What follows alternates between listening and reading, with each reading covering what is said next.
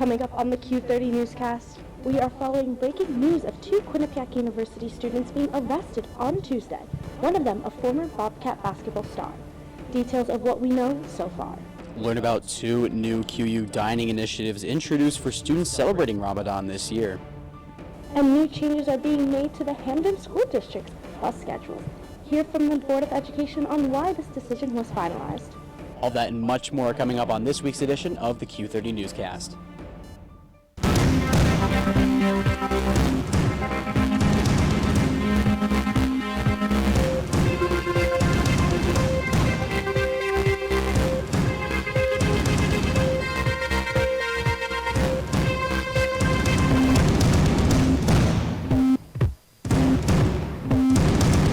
Evening and welcome to the Q30 Newscast. I'm Andrew Reynolds. And I'm Julia Barcello. We start tonight with some breaking news.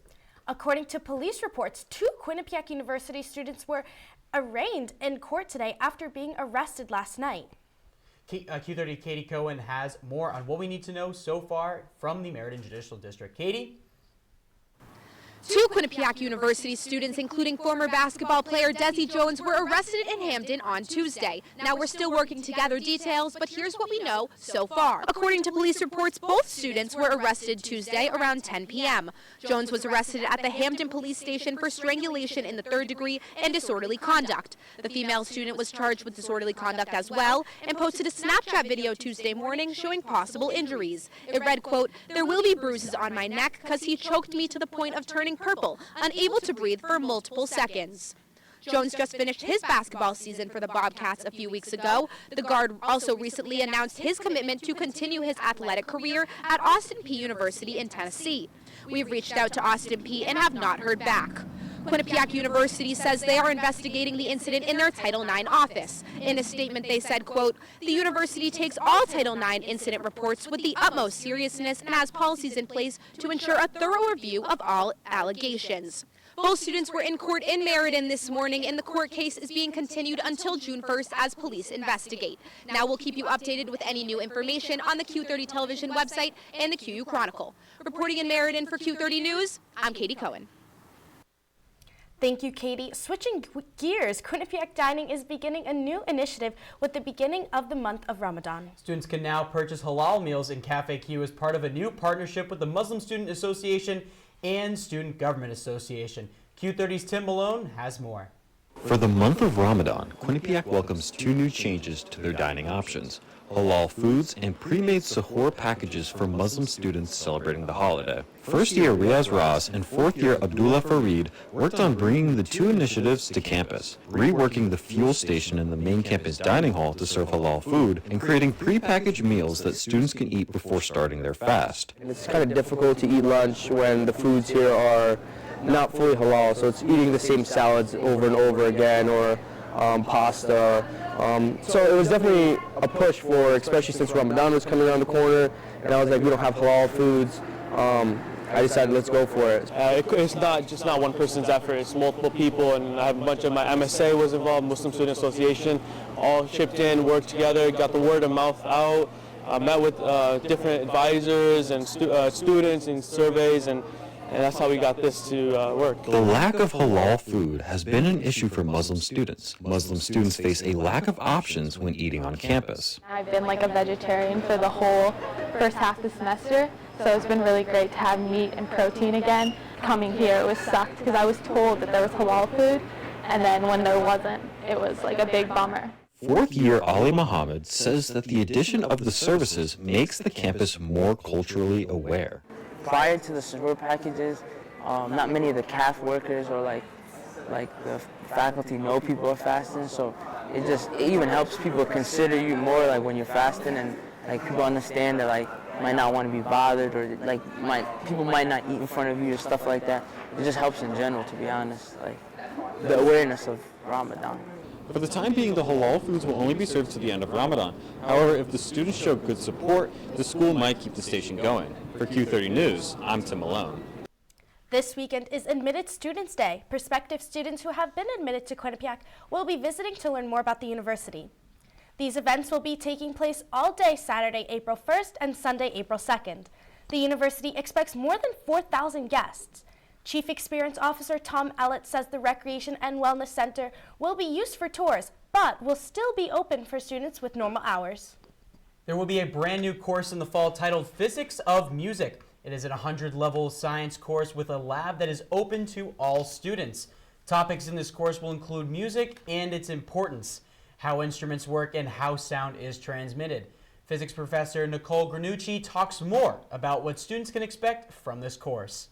This course is meant for people with no background, so like I know the word physics scares people, so I don't want it to be, it's not so much of a physics course. We'll do speaking labs, so the labs are pretty fun. You get a lot out of them. They're very interactive, and my class is super interactive. I don't believe in just sitting there, so we do stuff all the time. Quinnipiac is also adding several brand new one-credit courses for the fall semester. This is part of their ongoing micro-course initiative to get students to take advantage of all their credits their tuition covers. Course topics include Intro to Genealogy, Critical Race Theory, and Community Storytelling. Plus, some MCI courses are being brought back for the fall, including Negotiations for Success, Gender, Media, and Body Image, and Aging. Students who are interested in taking a one-credit course can view the full list on MyQ or in self-service. On Monday, the Recreation and Wellness Center hosted an event to help students and faculty get better sleep. Martha Sanders, a professor of occupational therapy, was one of the hosts of the event. She talked about what students should do and not do before going to bed, and she recommends limiting screen time and avoiding food before bed, especially ice cream. Sleep is critically important for learning, for memory, for coordination, to decrease stress, and also for your GPA. The North Haven campus hosted students to celebrate Social Work Month. On Tuesday, the Department of Social Work and Masters of Social Work program held the annual event called Social Work Breaking Barriers for Veterans in Connecticut. The event highlighted veterans in Connecticut and numerous panelists. Speaking of sleep, students across Hamden are going to get a little less of it. That's right. The Hamden School District is changing the start times of the high school, middle school, and elementary schools. Q30's Keenan Mills has more. Hamden High, Middle, and their 9 elementary schools all will change their start and end times for the upcoming school year. Bus issues throughout the town have been causing delays, and the Board of Education knew they needed to move the start times forward. Many buses were late, and it proved to be extremely disruptive. So the administration wanted to go then to a 3-tiered system, which logically also makes sense. 3 tiers, meaning the elementary, middle, and high school. Currently, all of the elementary schools don't start and end at the same time. And we have currently 9 elementary schools, and so it was divided up into kind of an earlier elementary school schedule and then a later elementary school schedule. With these new changes, Hamden High will begin at 7:20.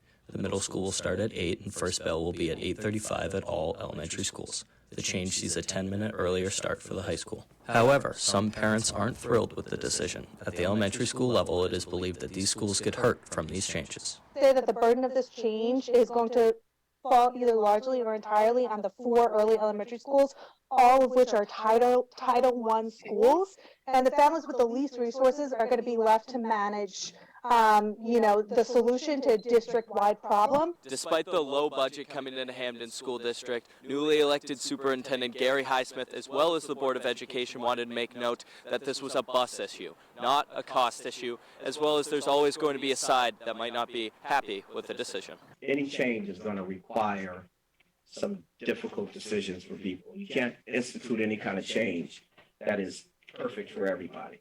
It was also for efficiency rather than saving cost.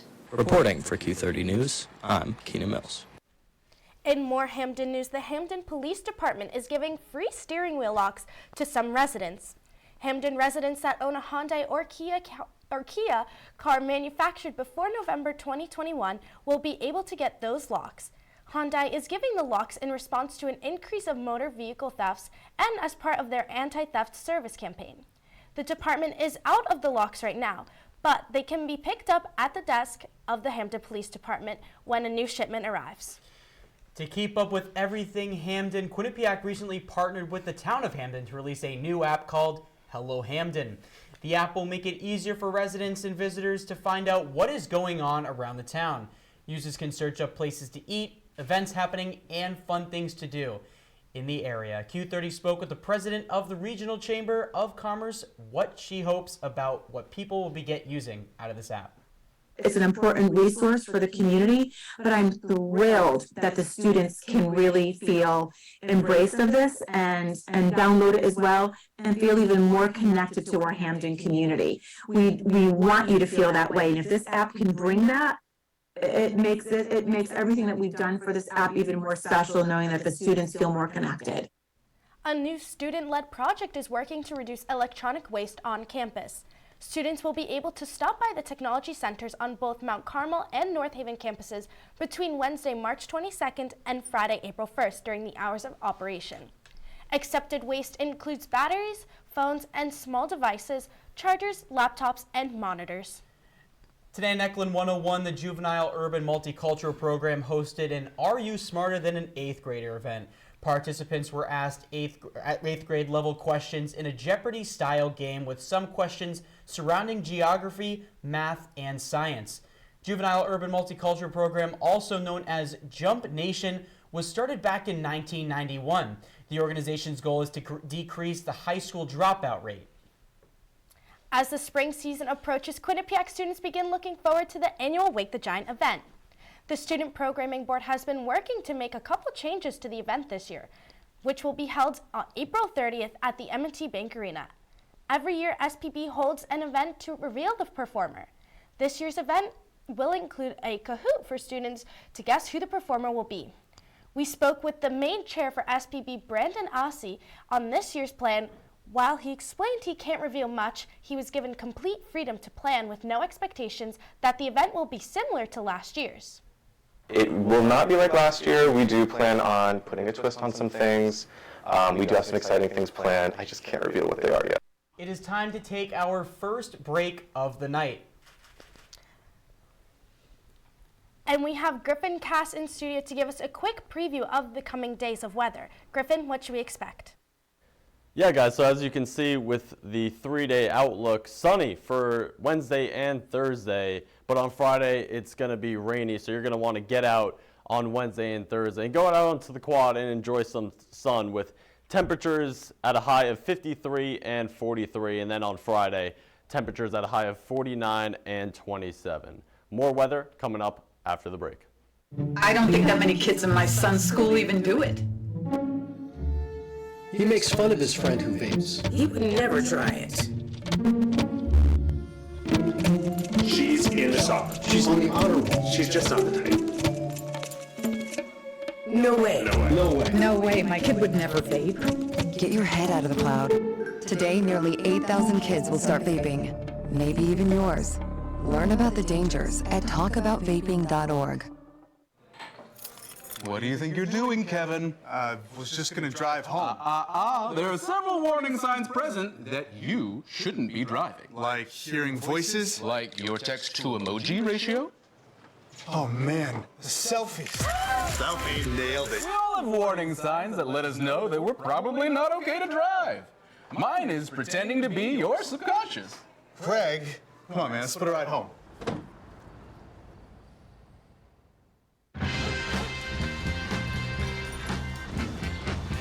When we adopt a shelter pet, we discover they're a unique mix of all kinds of things. Come on, Joe Spotland, this last one. There it is.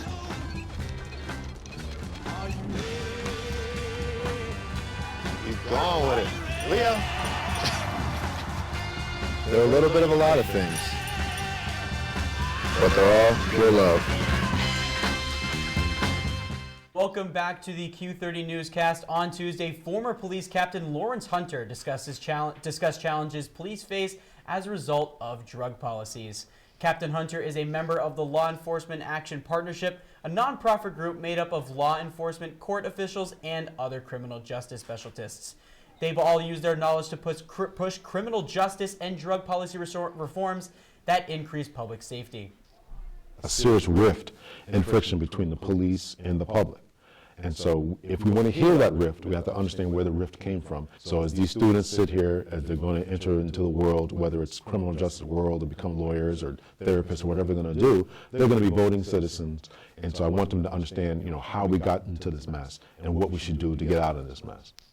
Earlier today, the Quinnipiac Department of Cultural and Global Engagement held an inclusive conversation with women in entrepreneurship. Participants discussed opportunities and innovations for women entrepreneurs, along with some challenges some female entrepreneurs may face. Facilitators of the event, Dr. Patrice Loma and Dr. Tuvana Rua, also provided advice for aspiring female entrepreneurs. The university will host a Global Asset Management Education Forum in New York City. In this forum, over 100 internationally renowned finance experts will discuss topics with students. Notable speakers at the event will include David Kelly, the Chief Global Strategist at JP Morgan, and Lisa Emsbo Mattingly, the Managing Director at Fidelity Investments. Moving from New York City to Washington, D.C., Q30's Beckett Calkins joins us to give us the latest on political news. Beckett? Thanks, Andrew and Julia. There's been a lot going on in politics, so I won't waste any time. Former President Donald Trump's grand jury remains undecided. The grand jury in New York is now not anticipated to vote on Trump's indictment this week. The potential indictment comes as Trump is accused of giving Stormy Daniels hush money payments before the 2016 presidential election. The investigation into Trump is centered around a $130,000 payment sent to Daniels during the election. Daniels claims her affair with Trump began in 2006.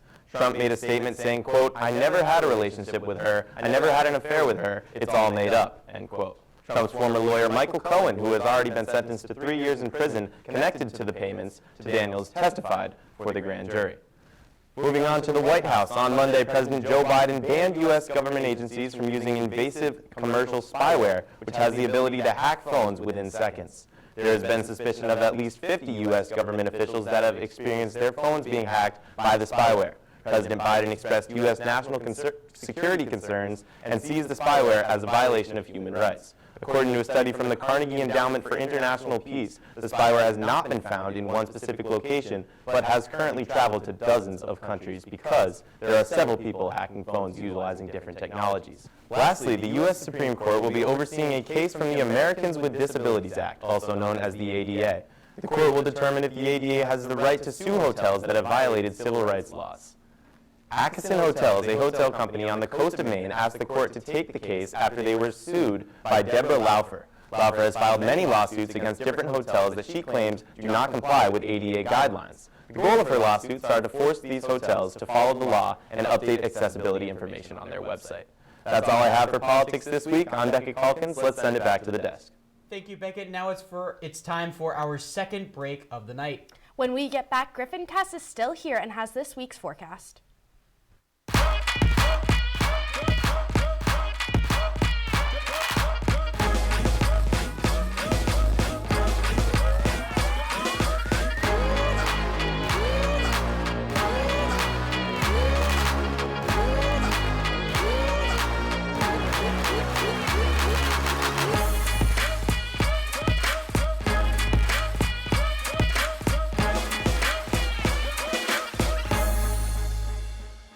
Honey, what I think you need is a socket wrench. I played JV basketball. I'm sorry. I don't think it looks right. This is good, and it's all good, baby. Is it really all good?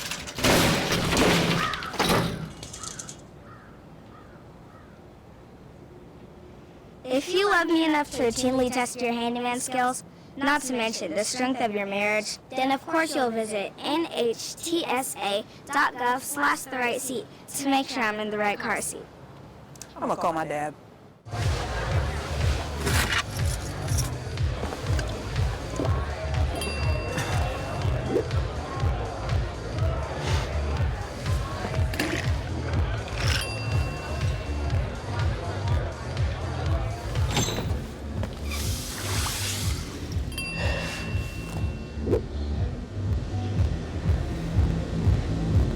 If you need to do something to feel okay to drive, you're not okay to drive. Don't drive buzzed. Julia, the weather has been so warm the past couple weeks, I guess you could say that spring has sprung. Yes, Andrew. Hopefully the rest of this week is just as beautiful as it has been. Griffin, do you have good news for us?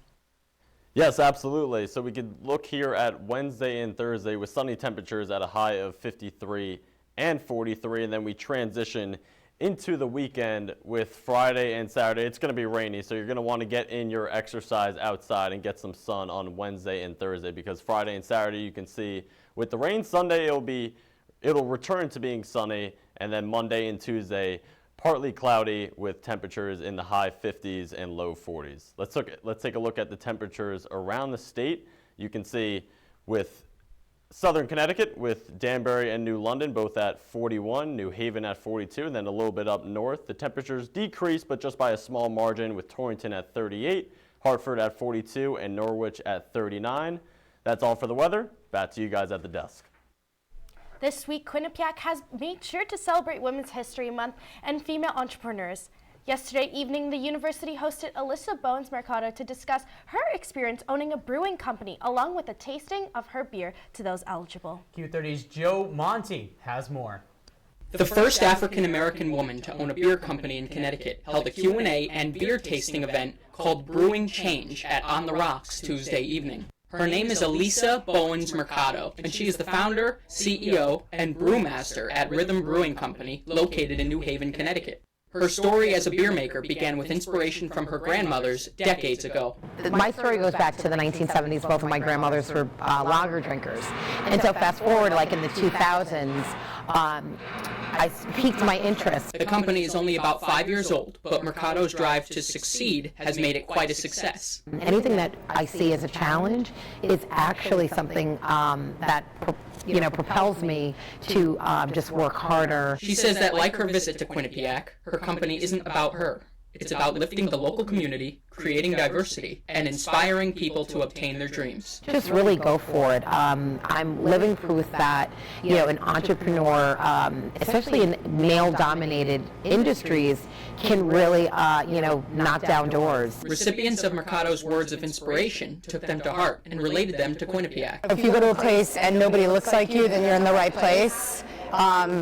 That's kind of the story here. There needs to be more diversity, more people when you look around that don't look like you. Along with being part of the conversation, students over the age of 21 got to crack open a cold one and taste some Rhythm beer. They're local, they're lagers, and we're just really excited about the product. Some who know Mercado's story and work ethic are moved by it. Powerful, inspirational, and I'm so proud of her as a friend, but also really look up to her in terms of her entrepreneurship, her business. Reporting for Q30 News, I'm Joe Monty. Now checking out what's going across the nation, Q30's Clever Streich is in studio to tell us what's going on. What do you have for us? Thank you, Julia. Our first story comes in the wake of a tragic school shooting in Nashville, Tennessee. A 28-year-old opened fire at the Covenant Christian Elementary School Monday morning. 6 were killed, 3 students and 3 staff members. The shooter was a former student of the school and was also killed by police. Police say the shooter carried 2 assault weapons and a pistol. People in Nashville and across the country are still healing from this tragedy. Memorials outside the gates of the school have grown this week to pay tribute to the victims.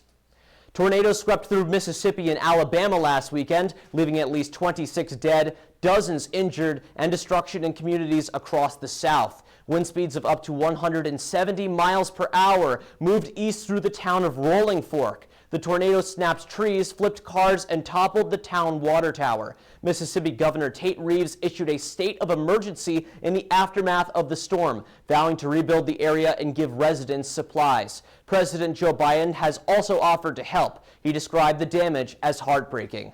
Lastly, Taylor Swift fans are taking Ticketmaster to trial. A federal court in Los Angeles held a hearing on Monday that was brought by at least 340 fans. The quote-unquote Swifties say that Ticketmaster parent company Live Nation violated antitrust laws. The fans say they were unable to buy tickets for Swift's Eras tour. The lawsuit claims the ticketing giant forced high prices and unavailability for fans who waited hours in the virtual line. The fans will wait a bit longer for the next time they can settle their bad blood, as the next court date will likely be on May 25th. That's all for this week in national news. Back to Andrew and Julia at the desk. Thank you so much, Clever, for that update. We're going to take our last break of the night. Stick around to see Quinnipiac's new approach to marketing. That is quite a hit. We also have some sports updates from Brianna Trachtenberg. Stay tuned. I know what you're thinking. I need a job. I need a new career. Well, I've been there. I've been there. I've been there. I wasn't happy with what I was doing. After high school, I didn't have a plan. I just wanted to start working. I got laid off twice, but you gotta keep going. You just need the right skills. Find an apprenticeship. I found a 2-year IT program. I found a medical course online. I'm now a consultant in the tech space. You have more options than you think. You can do this. You will find something. You will find something new.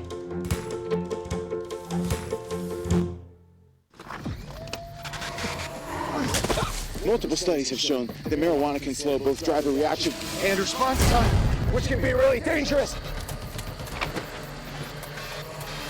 He's here. He's here. Wait. What? I can't drive. Why? My. Oh.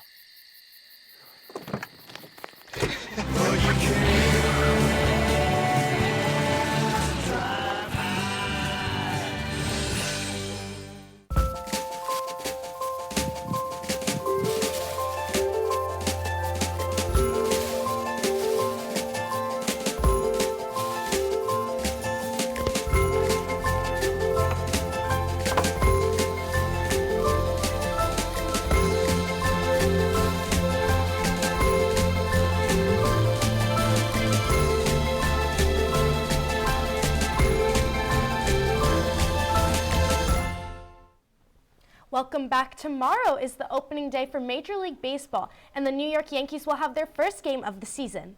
Those who tune in might see a familiar name behind home plate. Q30's Ben Kane spoke with Quinnipiac's marketing department about this opportunity to step up to the plate.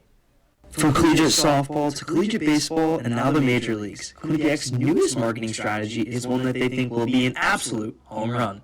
So we partner very closely with our friends in admissions and enrollment marketing to really identify what might be the next opportunity to get our brand in front of people. And I think, when you look at the Yankees and the opportunity to partner with one of the top sports brands in the world, I think it's a big opportunity for us. So, I think that's kind of where it was born from, where it started from. Starting with Ambition Unleashed, then shifting to the New York Yankees, the university has been finding fun and creative ways to expand their brand, and they believe that this is just the start of an innovative marketing campaign for the future.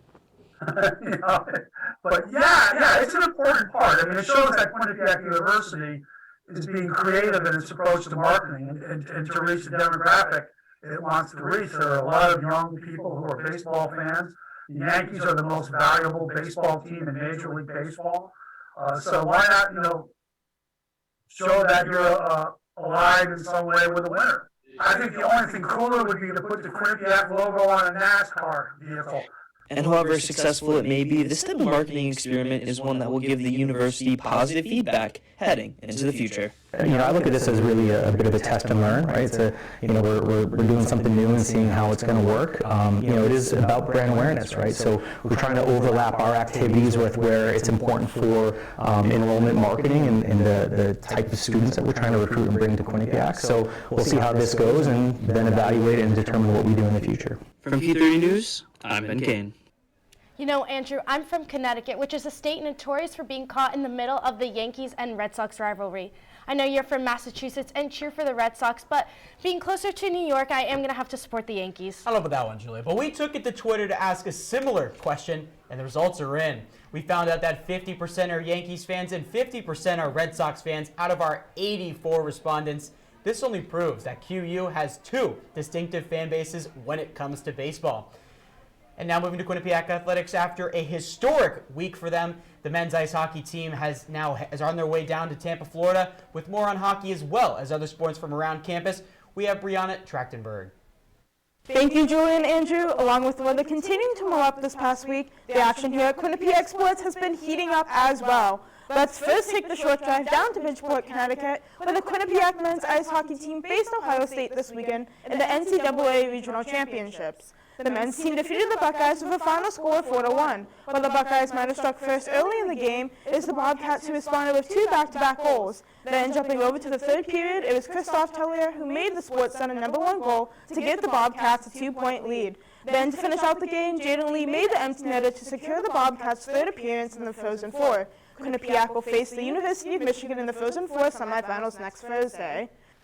Now flipping over to the mat, the acrobatics and tumbling team took a visit to Texas to face the #1 Baylor Bears. The Bobcats had their first loss of the season to the Bears. Despite the loss, the team still recorded a season-high mark in the pyramid event and had the second-best tumble event score of the season. With this loss, Quinnipiac will now have a season record of 3-1. The Bobcats will have their next meet at home this Saturday against Frostburg State University.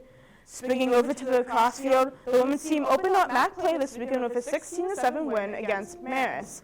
In addition to the win, 2 Bobcats were recognized this week by the MAC for the first time this season. Senior goalie Kat Henselder was honored with the MAC's Defensive Player of the Weekend, and first-year attack Mia Delman was honored with Rookie of the Week. The Bobcats will play their next game on Saturday against Niagara. Now that is all I have for sports this week, and I'll send it back to the desk. Brianna, that's all the time we have for tonight's show. Be sure to stay connected with us online at Q30TV.com and on social media at Q30News. For our producers and everyone behind the scenes, I'm Julia Barcello alongside Andrew Reynolds. See you next time. Good night, Bobcats.